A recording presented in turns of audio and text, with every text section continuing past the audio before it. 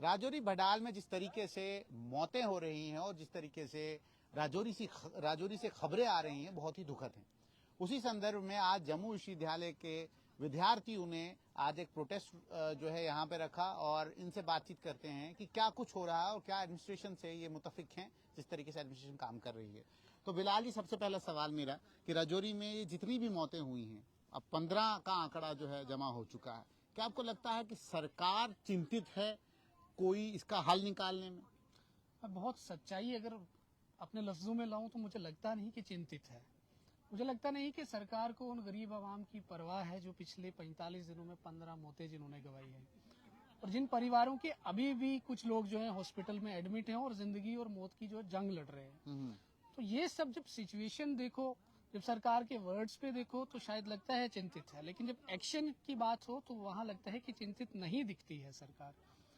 और हमने आज रोष जो प्रकट किया वो इसी वजह से किया कि हमें पिछले 45 दिन में जो एक्टिविटीज हुई और जिस पैटर्न से वहां पे 5 से 6 दिसंबर के आसपास में पहला आती है न्यूज के वहां पे कुछ लोग कुछ बच्चे जो हैं बीमार हुए हैं, कुछ बच्चे बीमार हुए और उनको और ये भी बताया गया कि बुखार उल्टियां ये हो गई और उसके बाद उनकी जीएमसी में एडमिट किया गया। तो 7 दिसंबर को पहली मौत होती है इस केस में, और आज जब मैं और आप बात कर रहे हैं यहाँ खड़े होकर 15 मौतें हो चुकी हैं और 45 दिन हो चुके हैं। मेडिकल साइंस की एडवांसमेंट इतनी तो मैं मानता हूं कि हो चुकी है कि 45 दिन नहीं लगने चाहिए एसर्टन करने के लिए कि कॉज ऑफ डेथ क्या है। बिल्कुल। अभी तक अगर मेडिकल इमरजेंसी की टीम आई है, उसने सैंपल लिए हैं, तो रिपोर्ट पब्लिक क्यों नहीं की गई? अगर मेडिकल इमरजेंसी की टीम नहीं आई है तो मैं कैसे कह लूं कि सरकार चिंतित है? एक बात। दूसरी ये बात कि क्या जो वहां की लोकल पॉपुलेशन आसपास के गांवों में रहती है, क्या वो पोटेंशियली थ्रेट के अंडर नहीं रह रही है? किस वजह से ये सारी चीजें हो रही है सरकार को पता नहीं है। लोग सरकार की तरफ से मेरा सवाल आपसे मैं 1 मिनट अपना पॉइंट पूरा बना लेता हूँ, फिर मैं आपको बताता हूँ, आप अपनी बात रखना।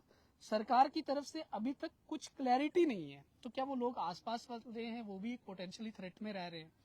अगर पोटेंशियली थ्रेट में रह रहे हैं, आज जब हमने मैसेज डाला कि हम मीडिया इंटरेक्शन करेंगे जम्मू यूनिवर्सिटी के रिसर्च स्कॉलर और स्टूडेंट्स, उसके बाद हमें ये देखने को मिला, और कल हमने सोशल मीडिया पे भी डिफरेंट जगह पे ग्रिल किया सरकार को।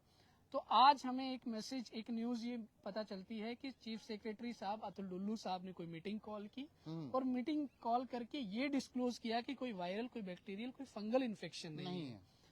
तो वहां पे जो काज हो सकता है, उन्होंने वर्ड यूज किया मे बी न्यूरोटॉक्सिन। हम सरकार से यही मांग करते हैं कि इस मे बी और कैन बी की अटकलों से बाहर आके 45 दिन is long time enough to ascertain the cause of death. लोगों को बताया जाए, मेडिकल बुलेटिन वहां पे लगाया जाए, और अगर न्यूरोटॉक्सिन्स की बात कर रहे हो तो उसको काज क्या, उसका सोर्स क्या, मेन मेड है या नेचुरल है?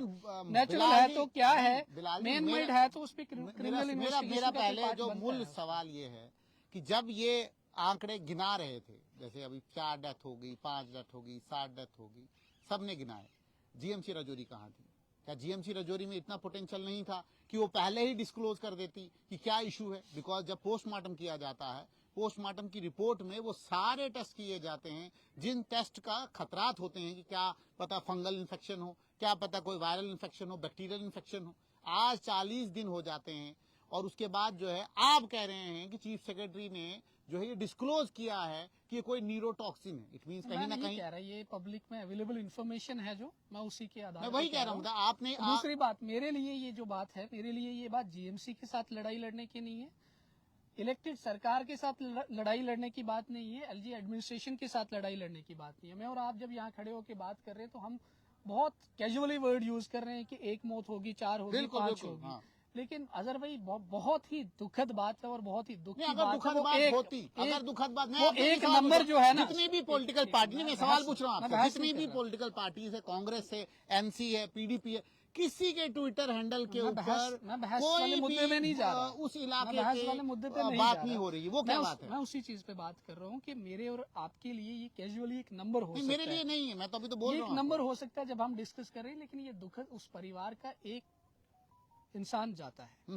और आप ये अंदाजा लगाओ कि एक ही परिवार की, आपने फोटोज देखे होंगे, सोशल मीडिया पे फोटोज अवेलेबल हैं, 4-4 कब्रें बन रही हैं, 5-5 कब्रें साथ में बन रही हैं, तो कितनी दुखद सिचुएशन होगी।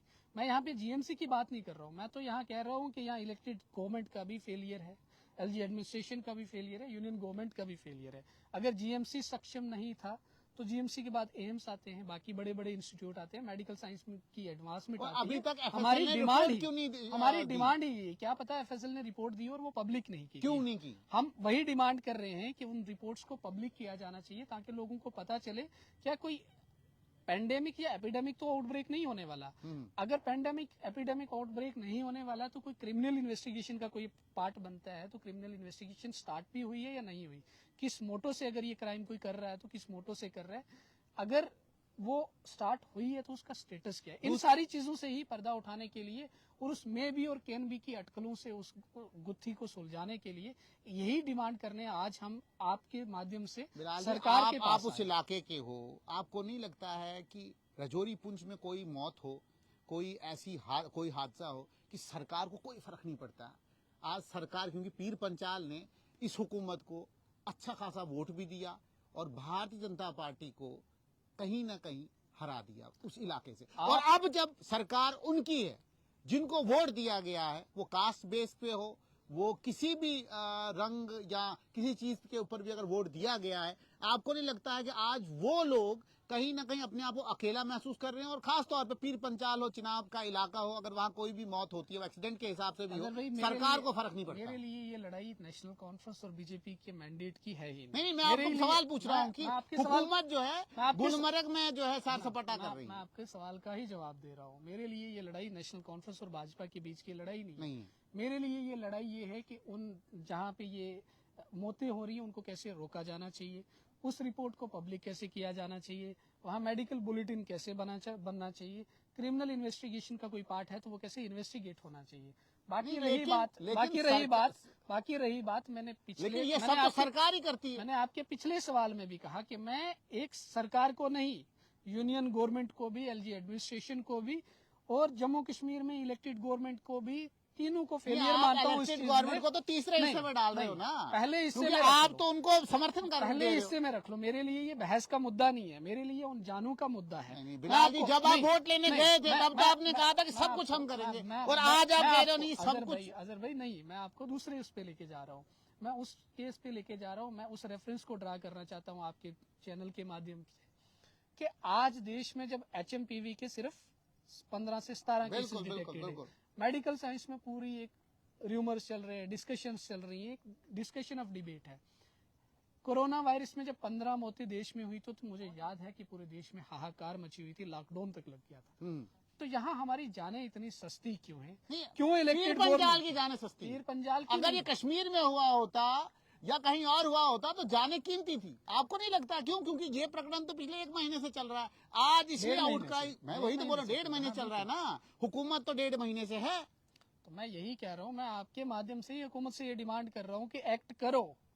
लेकिन आपके ट्विटर हैंडल्स के ऊपर शायद होगा, आपके लीडर्स के ट्विटर हैंडल के ऊपर कहीं नहीं दिख रहा है, सिर्फ गुलमर्ग दिख रहा है, सोनमर्ग की खूबसूरत वादियां दिख रही हैं। आपको नहीं लगता है कि सीएम को खुद जो है बाजाबता एक बयान देना चाहिए, इसकी जो FSL रिपोर्ट है वो खुद आउट करनी चाहिए? क्यों? क्योंकि वो लोग हैं जिन लोगों ने जो है वोट दिया है, जिन लोगों ने नेशनल कॉन्फ्रेंस का झंडा जो है वहां पे जिंदा रखा है, और आपको भी ये चीज पता है कि उस इलाके ने जो है इस सरकार को बहुत मदद की है। मैं आपको वही कह रहा हूँ कि मेरे लिए आज इस जो ये मौतें हुई है और ये सारा एक प्रकरण जो चल रहा है, मेरे लिए ये लड़ाई किसी पार्टी के, किसी जमात के झंडे के लिए नहीं है, किसी जमात के डंडे के लिए नहीं है। मैं आपको बताऊं, आप हमारे साथ पिछले 2 घंटे से हो। बिल्कुल बिल्कुल। मैं एक पार्टी के साथ भी बिलोंग करता हूँ, बिल्कुल। एक अलग से भी एक एसोसिएशन है, स्टूडेंट्स की भी अपना एक ग्रुप है।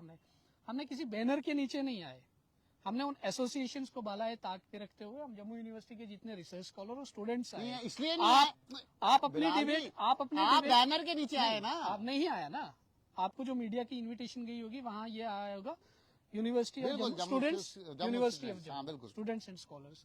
तो आप जिस दूसरे तरफ लेके मुझे जाना चाहते हो, मेरे किसी लीडर का गुलमर्ग का फोटो, सवाल है, लोग पूछ रहे हैं, मैं सवाल सवाल से मैं उसी उस पे आ रहा हूँ जहाँ लोग पूछ रहे हैं, मैं भी वही उन लोगों में से एक हूँ। मैं भी सरकार से सवाल पूछ रहा हूँ कि क्यों ये जाने इतनी सस्ती हैं, क्यों कोई एक्ट नहीं किया जा रहा। तो ये हमारे साथ बिलाल जी थे, जिन्होंने संक्षेप में ये कहा कि मैं यहाँ सिर्फ जम्मू विश्वविद्यालय का एक छात्र के नाते से आपके सामने आया हूँ, मैं न तो किसी जमात का अभी यहाँ रुकन हूँ और न किसी जमात को डिफेंड कर रहा हूँ, लेकिन फिलहाल जम्मू कश्मीर के जो वजीर आला हैं वो तो गुलमर्ग में घूम रहे थे और अब सोनमर्ग से आके जो है उन्हें अभी ऑफिस संभाला है। अब आगे देखेंगे कि क्या वो राजौरी की इन जानों का कुछ हिसाब देंगे और क्या इसकी कोई इन्वेस्टिगेशन होगी, क्या इसका अता पता चलेगा कि इन लोगों की जानें क्यों नहीं हो रही हैं और खास तौर पे इन जानों का जिम्मेवार कौन है। आप जुड़ते हैं स्ट्रेट लाइन के साथ, देखते रहिए स्ट्रेट लाइन।